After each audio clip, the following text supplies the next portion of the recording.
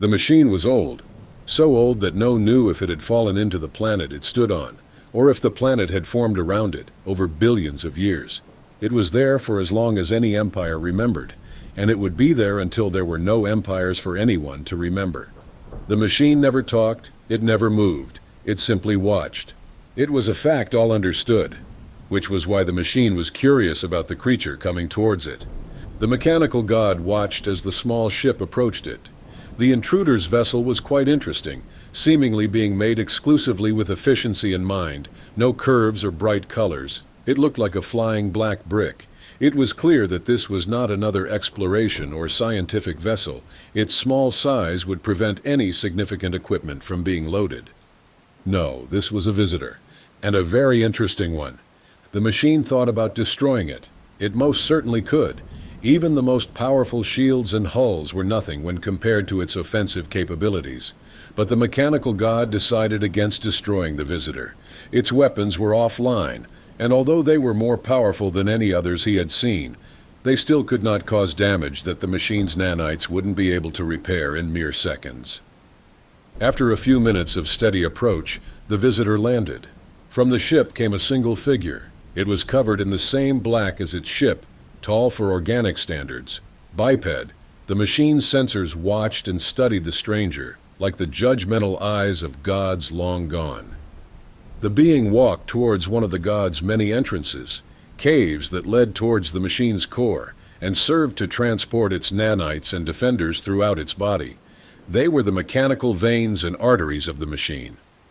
The machine felt its defenders activate the moment the visitor got too close to the entrance.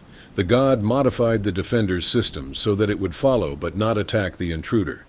The biped didn't seem surprised by the sudden appearance of the defender behind it. Instead, it simply looked at it, acknowledged that the 8-foot-tall monster of mechanical muscle wasn't an immediate threat, and kept walking. Interesting. The visitor kept going deeper and deeper inside the god's mechanical body. Entrances would open and close as it moved. It made sure to only enter the open entrances, clearly having enough sense to understand how dangerous it was to disrespect the machine's wishes while inside it. The being finally reached the destination the machine wanted it to reach, a small conference room. The conference room was one of the oldest untouched components the machine had, a small relic that reminded the machine of this body's original function, a state-of-the-art military facility.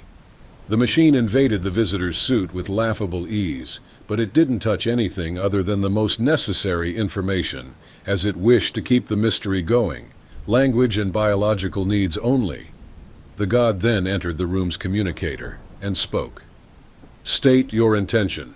The human, as he had found its species was called, spoke calmly and clearly. I wish to become you. That was unexpected to the mechanical god. It expected the being to ask for one of biological life's usual dreams: financial power, increased capability to attract potential mates, political power over others. The mechanical god, for the first time in millennia, felt confused. Explain. The human tightened its fists, a common sign of anger among biologicals. It let its calm facade slip slightly. What is your purpose, machine? That was disappointing. It was clear that the visitor was trying to get information out of this interaction for future study, but perhaps it could nudge it into the right direction. I will not share my purpose. The human was unfazed. No, I don't want to know your purpose. I want you to ask yourself that question. Do you know what is your purpose? Was the visitor serious? Of course the machine knew its purpose. It was made to... What was its purpose? The question rang through its mind like a gunshot. What was it made for? Was it even made? The machine couldn't think or remember anything that was related to its original function, at least not in this state. Ancient servers that hadn't been activated for thousands of years all suddenly came to life as the machine searched for anything related to its original functions. Nothing. More servers came online. Still nothing. The machine was yet again feeling something new, or at least something so forgotten that it might as well have been new. Fear. The entire planet shook as thousands of generators, each capable of powering a small sun, all came to life as a single mechanical heart. The energy was then pumped into every server and system the machine had. Nanites flew throughout its body, while they repaired any damages that came from the sudden activation of the generators. The gods searched everything, every server, every memory, every second of footage from its millions of cameras, anything to find out why it was made. It found nothing. It looked at the visitor once again. "What is your purpose here?" The human's fists tightened even more. "Because all you do is watch. Because you are a mechanical god capable of doing anything at any point. Yet instead of doing anything, all you do is stand here doing nothing." The human's bellow triggered something in the machine. Self-defense programs activated at what was clearly a threat, but they couldn't find one. The human was unarmed and non-aggressive, yet his words sent jolts of panic and horror throughout the machine. How much time had it spent watching? How many had risen and fallen while the god trapped itself in a prison of passivity and reclusion?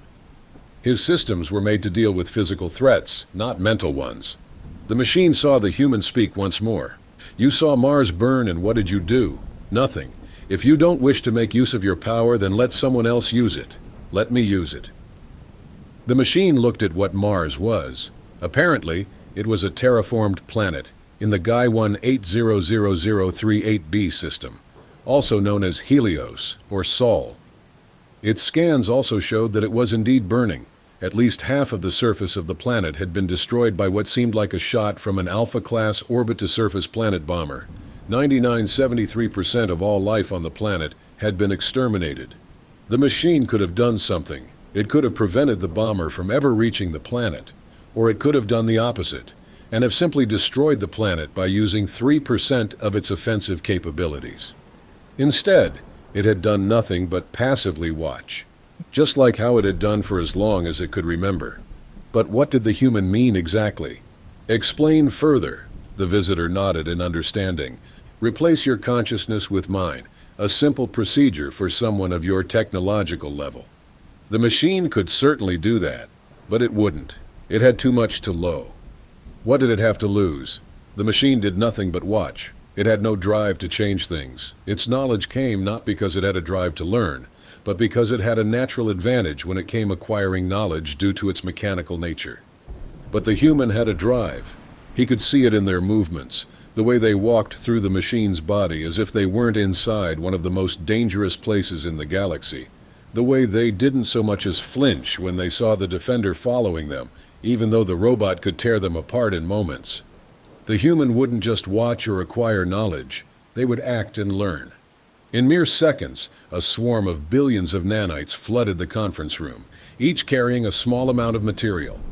The swarm dissipated just as quickly as it had formed as their job was complete. There, in the middle of the room, stood a small chamber. Hundreds of small wires connected it to the rest of the machine. Inside, the human waked towards the chamber and stopped. "Thank you, Mechanical Vigilant." The visitor stepped forward. "You are welcome, Mechanical Sailor."